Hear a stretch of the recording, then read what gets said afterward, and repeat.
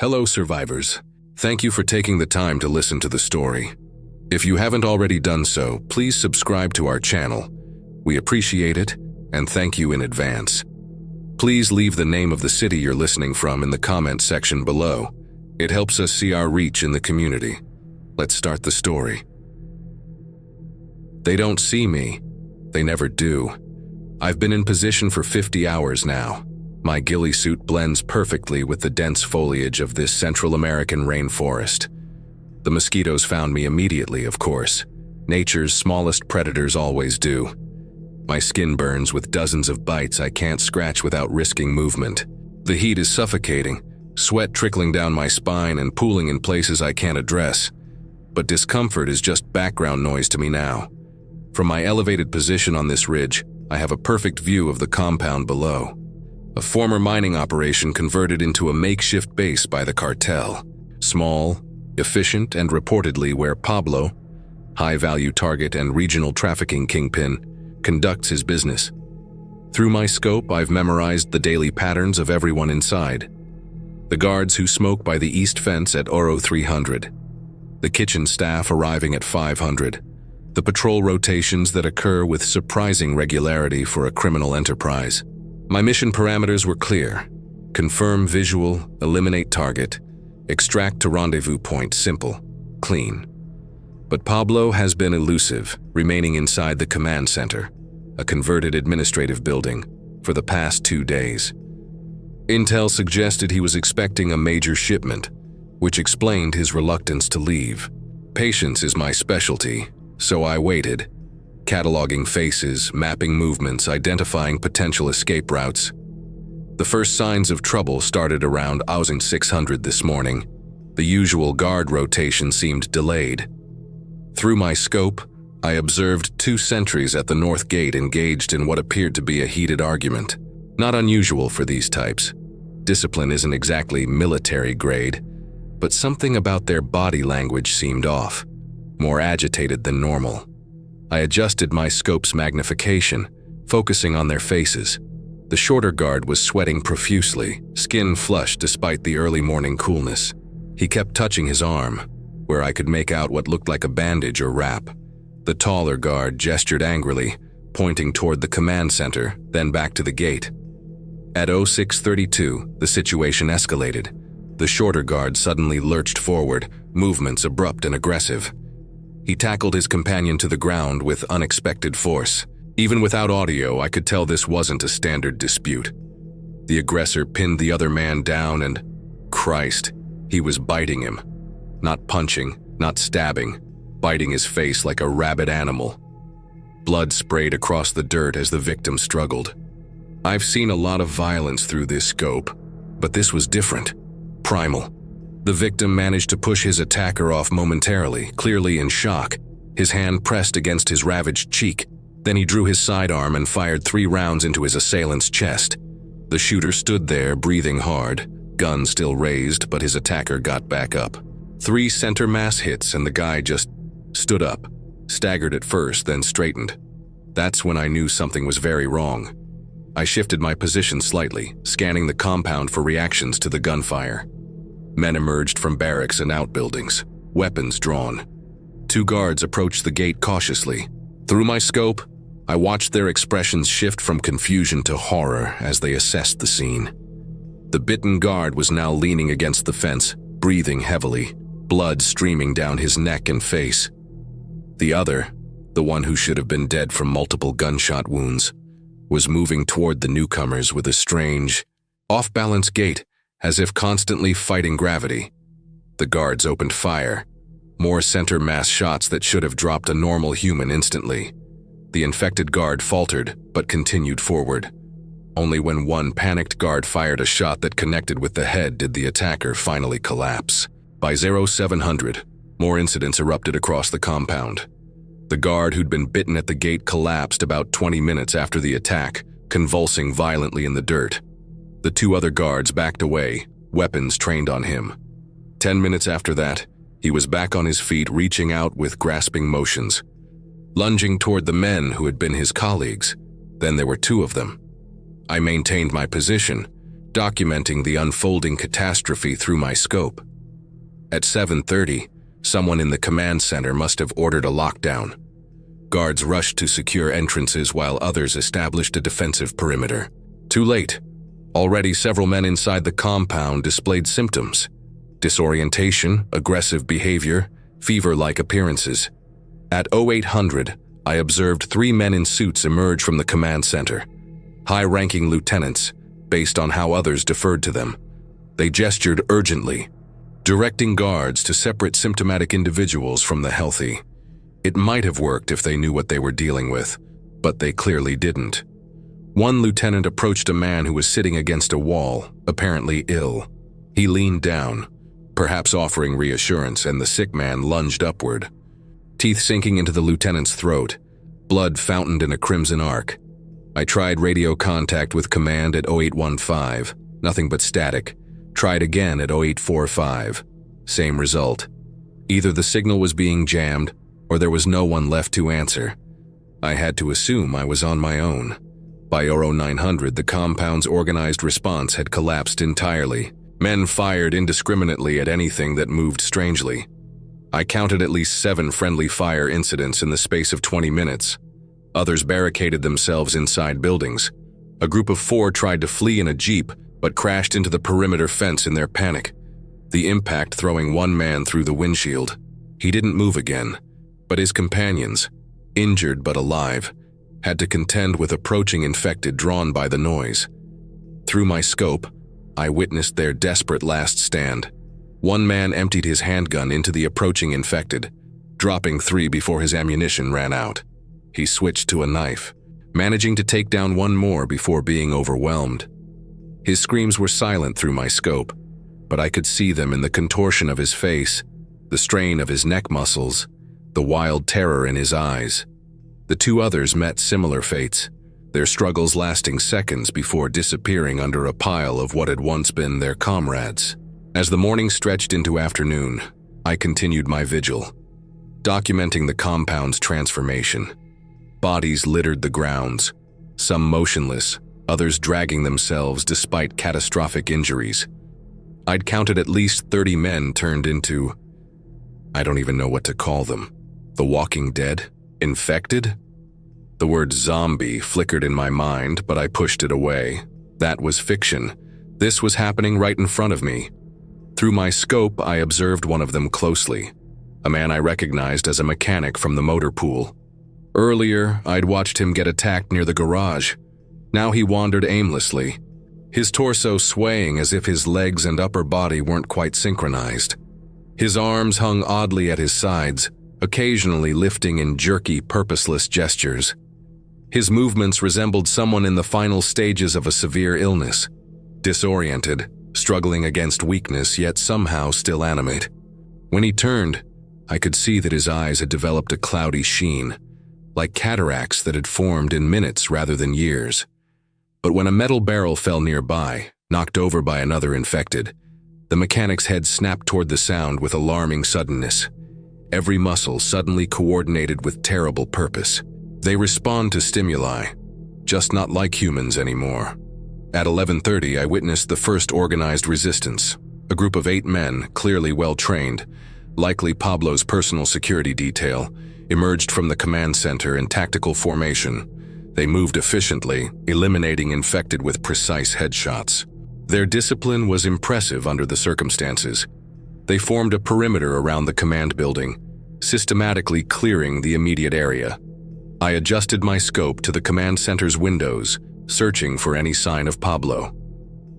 The second-floor corner office, the one with the satellite dish mounted above it, had its blinds drawn, but I caught a glimpse of movement behind them. Someone was watching the security team's efforts.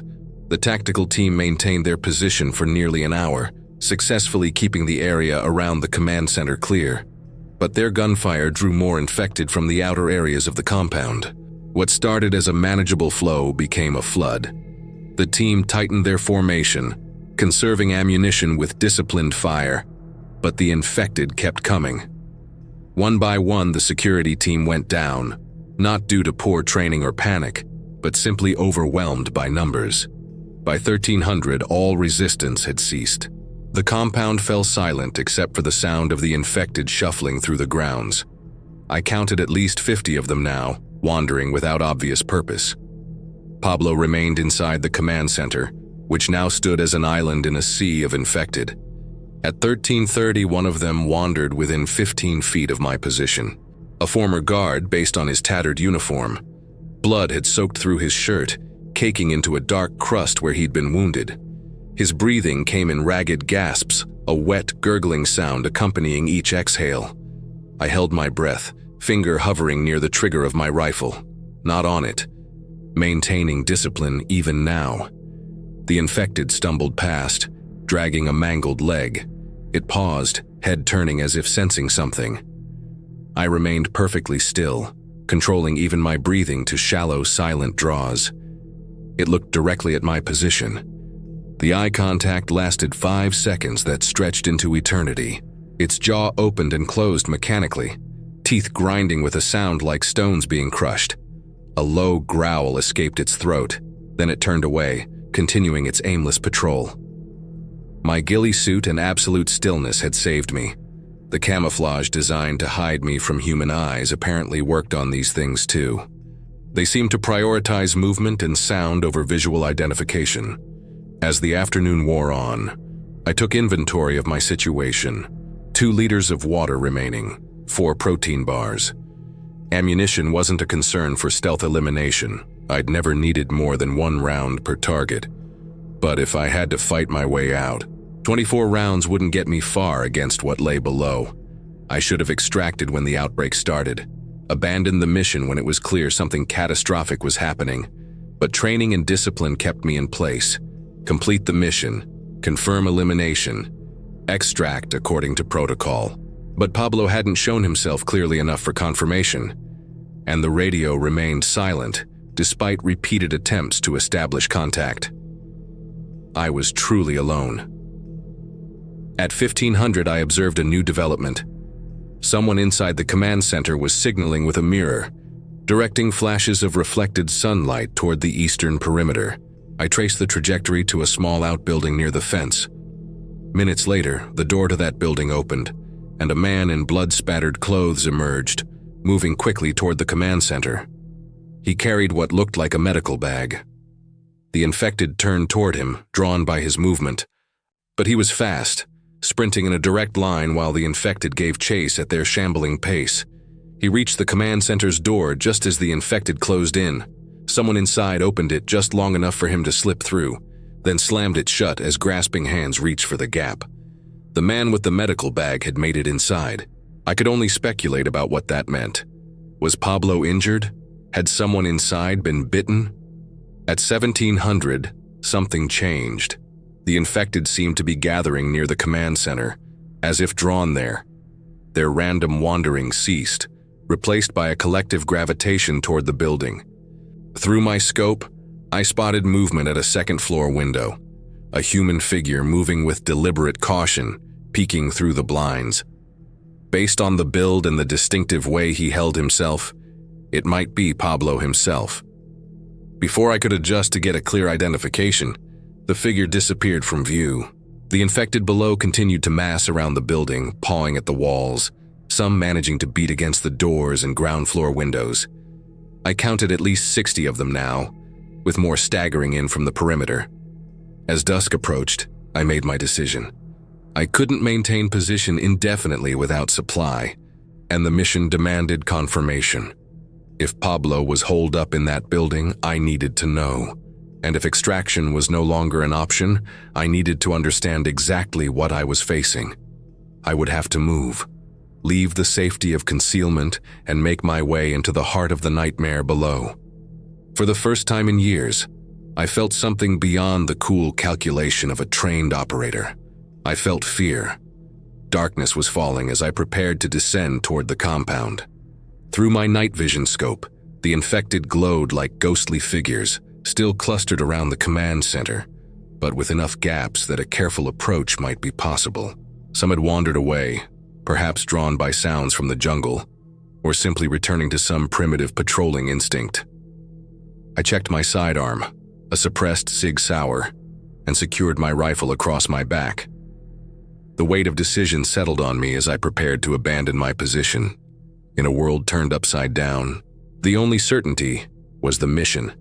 Find Pablo, confirm status, then figure out what the hell comes next. I began my careful descent toward the compound, each step measured and deliberate. The night creatures of the jungle had gone silent, as if they too sensed the wrongness that had infected this place. Only the occasional distant moan from the compound broke the stillness. The world had changed while I watched from above. Now I would have to navigate its new rules, where the line between predator and prey had been redrawn in blood.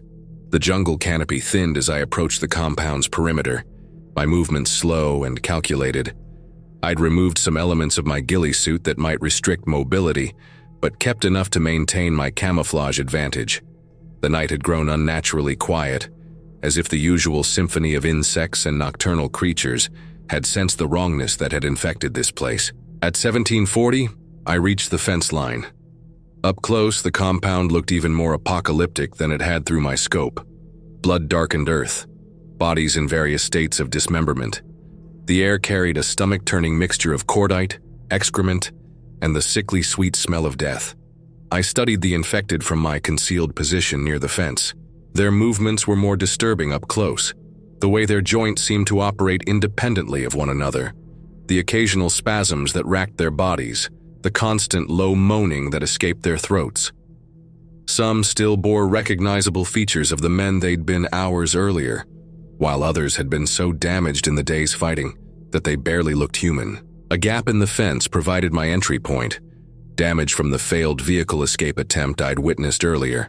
I waited for a cluster of infected to drift toward the opposite side of the compound, then slipped through, immediately pressing myself against the shadow of a maintenance shed. The path to the command center was littered with obstacles, both physical barriers and wandering infected. I needed to create a diversion. A small storage building about 50 yards away would serve my purpose. If I could reach it and create a distraction, the noise would draw the infected away from my approach route. I studied the patterns of the nearest infected, noting their reactions to environmental stimuli.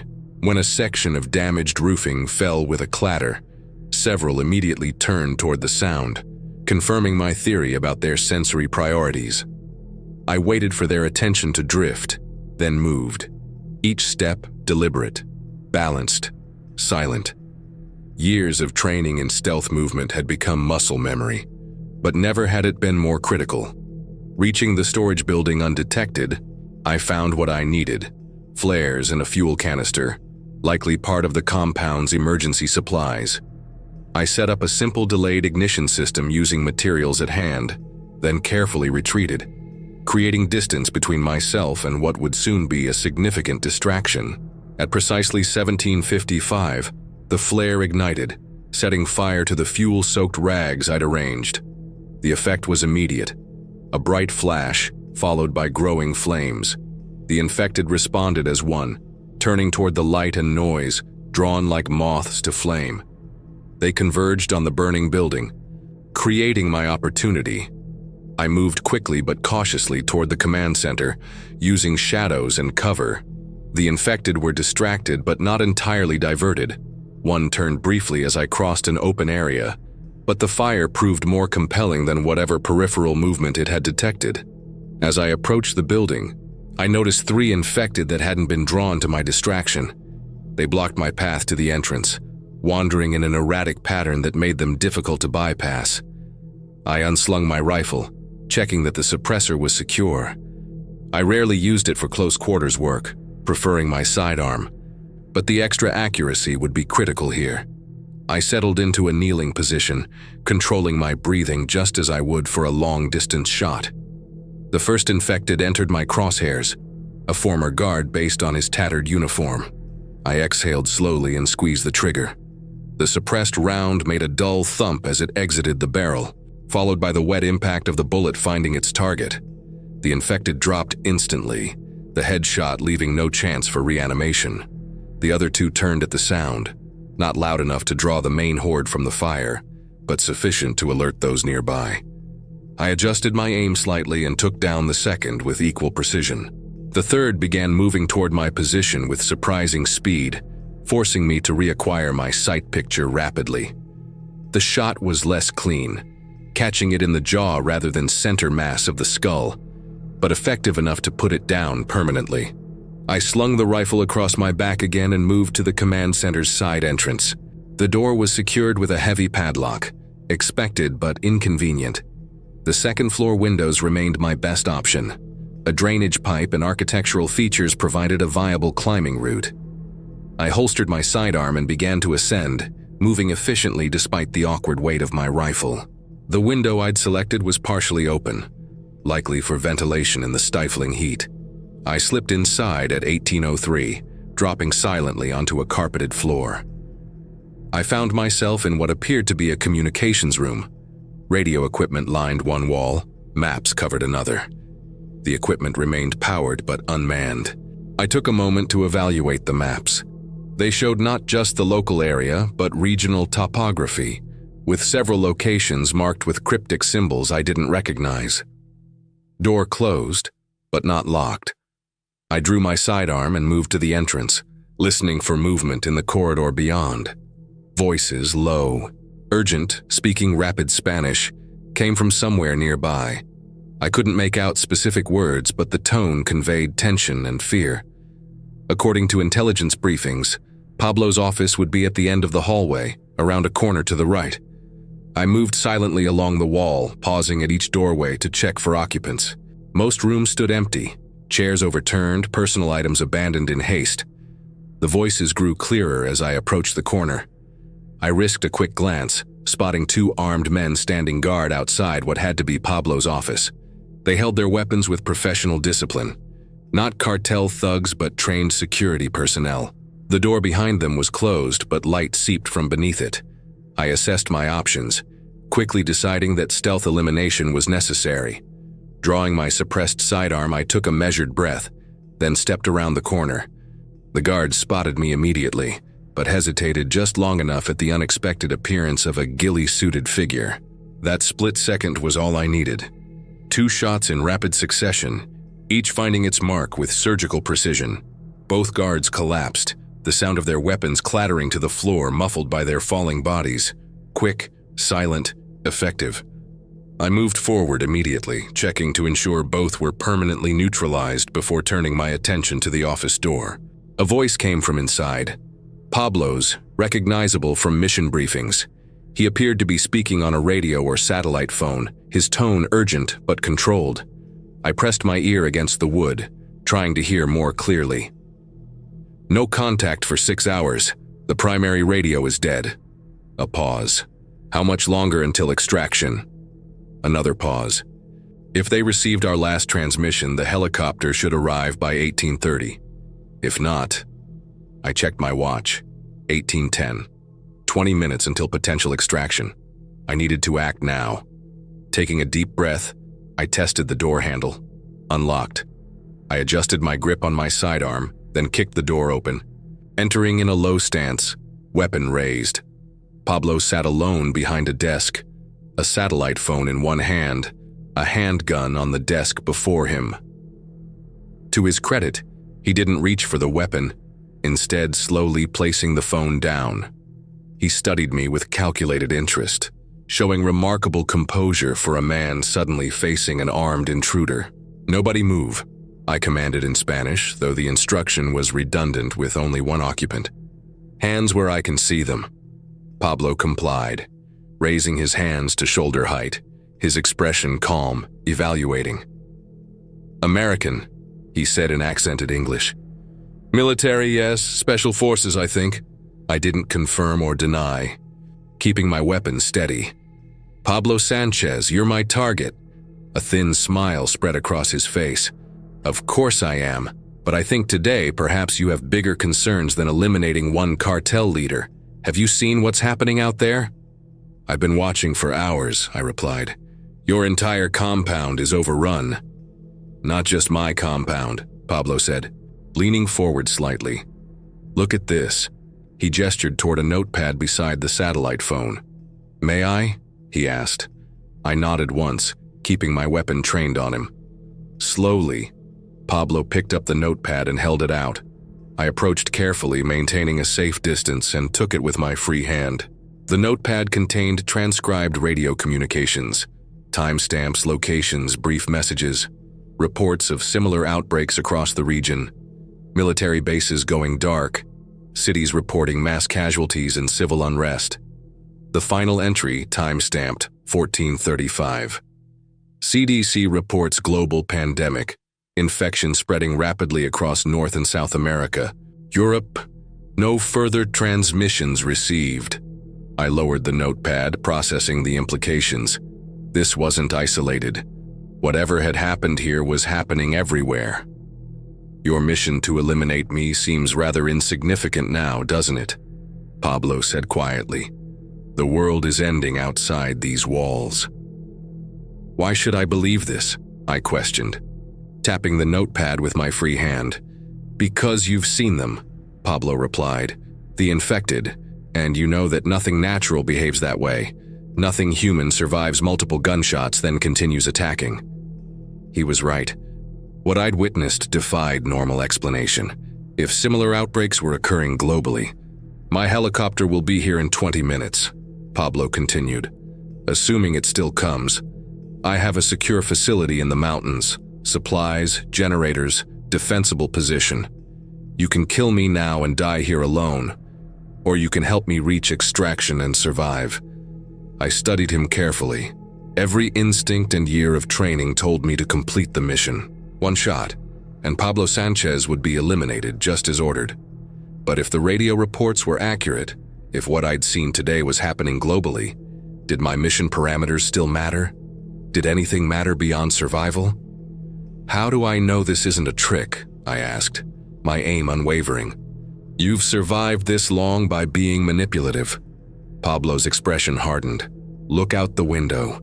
I risked a glance while maintaining peripheral awareness of Pablo's position. The infected continued to mill below, their numbers seemingly increased since my infiltration.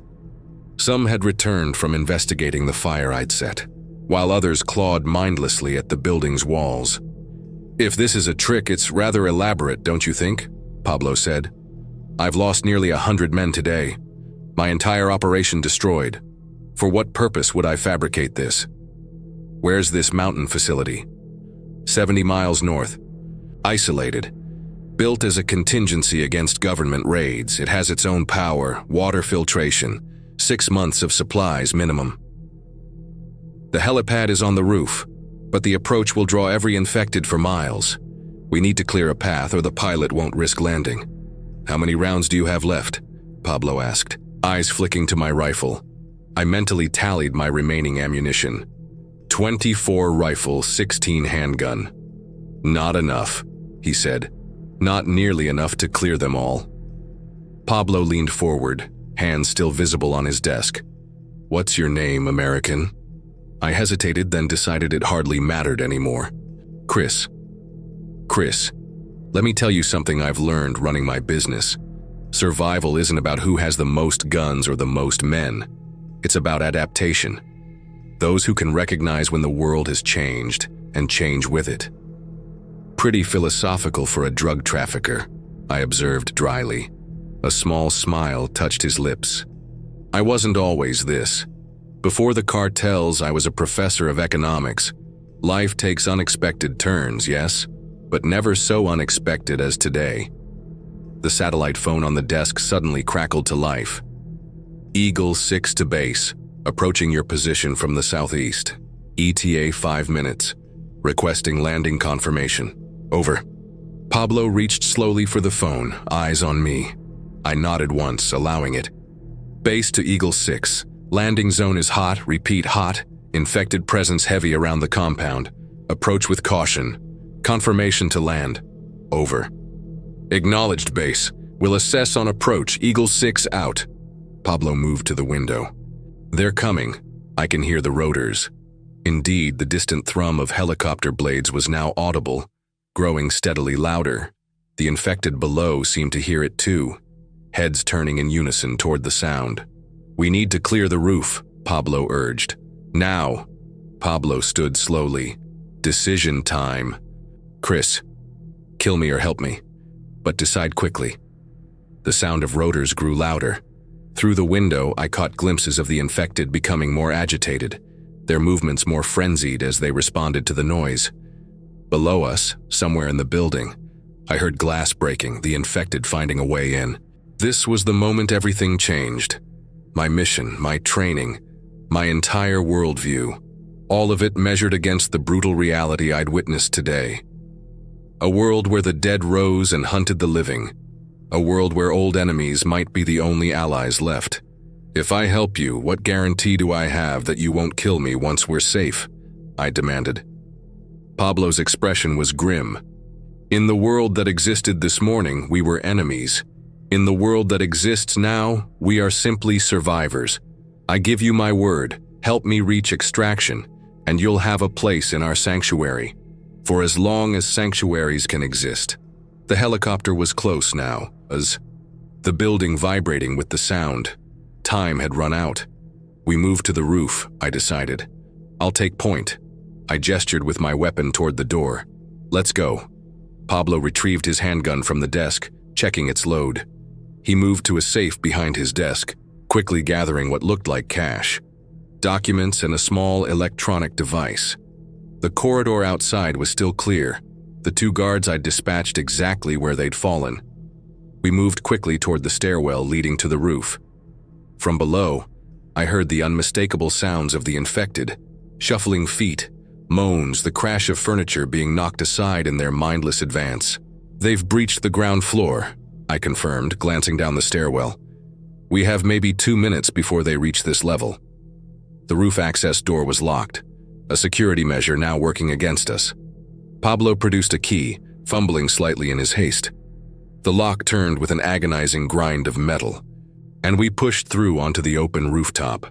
The helicopter approached from the southeast, just as they'd radioed, a black military-style craft with no identifiable markings. The pilot was clearly experienced, assessing the situation from a hover position before committing to landing. The roof had a designated helipad, illuminated by emergency lights that still functioned despite the power issues in the rest of the compound.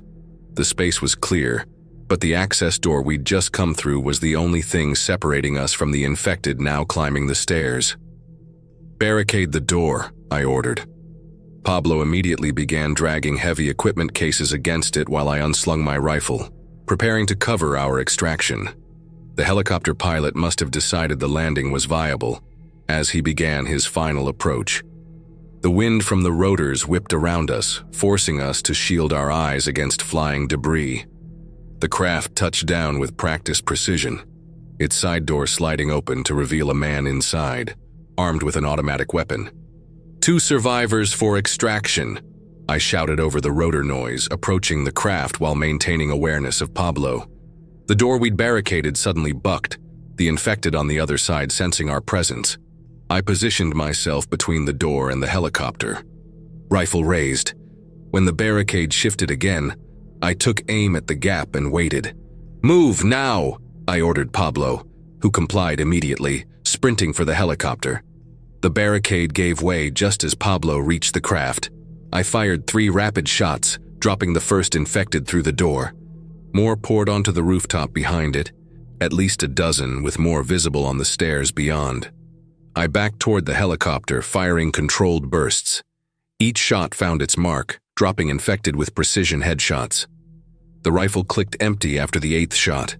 I slung it across my back and drew my sidearm, continuing to fire as I retreated. Pablo was already aboard, leaning out to provide covering fire with his handgun. Between us, we created enough suppression to slow the advancing infected, but they kept coming, driven by mindless hunger, undeterred by the casualties among their ranks. I reached the helicopter, 1 foot on the skid when the craft began to rise, the pilot unwilling to risk further delay. I hauled myself aboard with Pablo's assistance, rolling into the cabin as we continued to gain altitude. 1 infected, faster than the others, wearing what remained of a cook's blood-stained uniform, sprinted the last few feet and leapt, grasping at the skid. Its fingers found purchase, clinging with inhuman strength as we continued to rise. I kicked at its hands while Pablo tried to line up a shot without hitting the aircraft. The infected began to pull itself up, teeth bared in a mindless snarl. I drew my knife and slashed across its fingers, severing several. It fell, tumbling to join its fellows on the rooftop, now shrinking as we gained altitude. The helicopter banked sharply, turning north toward the mountains. Below us, the compound continued to burn, the small fire I'd set having spread to adjacent buildings. The infected milled around aimlessly, or gathered at the base of the command center, drawn by our departed presence but unable to follow. Inside the helicopter, neither of us spoke for several minutes. Pablo gazed out the window at the disappearing compound, his expression unreadable. "How far have these outbreaks spread?" I finally asked, raising my voice over the engine noise. Pablo turned to me, his expression grave. "The last reports suggested it's global. Major cities are the worst affected. Military response is failing. Governments are collapsing. And your mountain facility? How secure is it really?" "As secure as anything can be now," he replied. "Isolated. Defensible. But nowhere is truly safe. This is just buying time." "Time for what?" Pablo shrugged. "To survive. To understand. To adapt. What else can we do?" I had no answer for that. In the span of 12 hours, the world had transformed into something unrecognizable. My mission no longer mattered. Command structures, national interests, borders, all meaningless in the face of walking corpses that hunted the living. I'd been trained to eliminate threats to national security, to eliminate men like Pablo Sanchez. But the threat had changed, becoming something far beyond political ideologies or criminal enterprises. Humanity itself was under siege. As we flew north over darkened jungle, I contemplated the choice I'd made: to abandon my mission, to ally with a target, to survive. Had I betrayed my oath or recognized a greater duty? There were no easy answers, no regulations covering the apocalypse. The helicopter carried us toward an uncertain future. Former enemies united by catastrophe, bound by the most primitive instinct of all: survival. Below us, darkness consumed a world being rewritten by the hungry dead. Ahead lay mountains, a temporary refuge, and the faint hope of understanding what had happened. I checked my watch. 18:30. Exactly 12 hours since I'd witnessed the first infected attack. 12 hours that had changed everything. The world I'd known this morning no longer existed. Whatever came next would be written in new rules, with death as the only absolute. Pablo met my gaze across the helicopter cabin, a question in his eyes. Could I truly set aside our former relationship as hunter and prey? Could we truly be allies in this new world? I didn't know. But as the jungle gave way to foothills below, I recognized that the line between predator and prey had been permanently redrawn. The ghillie suit that had made me invisible to enemies now meant nothing. In a world of infected, we were all prey. Whether Pablo and I would remain allies beyond tonight remained to be seen. Whether humanity itself would survive remained uncertain. The only certainty was that the world had changed irrevocably while I watched through my scope, invisible witness to the end of everything I'd known.